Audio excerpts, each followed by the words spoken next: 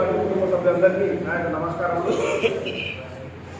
ఈరోజు ఎంతో ఘనంగా చెప్పుకొని రజతోత్సవం నిర్వహించుకుంటామని చెప్పుకున్న బీఆర్ఎస్ పార్టీకి నేను కొన్ని సవాళ్ళు చేయదలుచుకున్నా, కొన్ని విషయాలు అడగదలుచుకున్నా.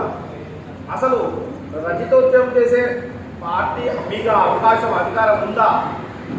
అసలు మీకు వరంగల్ మా సెంటిమెంట్ అని చెప్పుకునే మీరు ఓ వరంగల్ కొన్నిసార్లు వచ్చి నేను ఇస్తాంబుల్ చేస్తా, నేను లండన్ చేస్తా, వాటికని సిటీ చేస్తా అన్న మీరు కొన్ని సిటీలో నిలుచుకొని చాలా గొప్పగా చెప్పారు. ఇంకా ఒక ముందు అడిగేసి నేను ఇక్కడ కుక్ చేసుకొని ఈ యొక్క వరంగల్ డెవలప్మెంట్ చేస్తా అన్న అతను ఏం చేసిందని వరంగల్కు సమాధానం చెప్పాల్సిన అవసరం, రేపటి సభ ద్వారా సమాధానం చెప్పాల్సిన అవసరం ఉన్నది.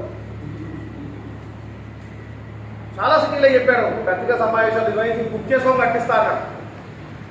అదే వరంగల్ సిటీకి రేపు వరంగల్ నిర్వహిస్తున్న సభ ద్వారా ఆ వరంగల్ ప్రజలకు క్షమాపణ చెప్పాల్సిన అవసరం ఉన్నది.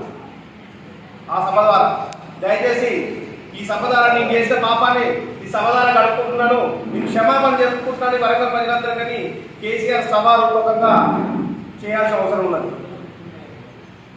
16 నెలల క్రితం కాంగ్రెస్ ప్రభుత్వం వచ్చి ప్రభుత్వం ద్వారా జీతం తీసుకుంటున్న నువ్వు ఫామ్ హౌస్లో పండుకొని ఏం ప్రజలకు సేవ చేస్తున్నావు అని రైతులతో నిర్వహిస్తున్నావు. ఇలా ప్రజలు ఇచ్చే సొమ్మే కదా నీకు జీతం తీసుకుంటా నువ్వు ప్రజలకు సేవ చేయాలి కదా. ఫామ్ హౌస్లో పండుకొని ఏం సేవ చేస్తున్నావు అని రైతులతో తీసుకుని రేపు బయటకు వస్తా అనుకో. ఇన్ని రోజులు ప్రజల కష్టాలు పట్టించుకొని నువ్వు రేపు రైతులతో సభకు వచ్చి ఏం చెప్తావు?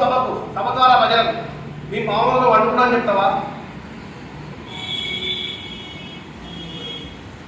ప్రతి విషయంలో ఏ విషయంలో కూడా వాళ్ళు బీఆర్ఎస్ పార్టీ అధికారంలో సాధించలేనివన్నిటికీ రేపు సమాధానం చెప్పాల్సిన అవసరం ఉన్నది.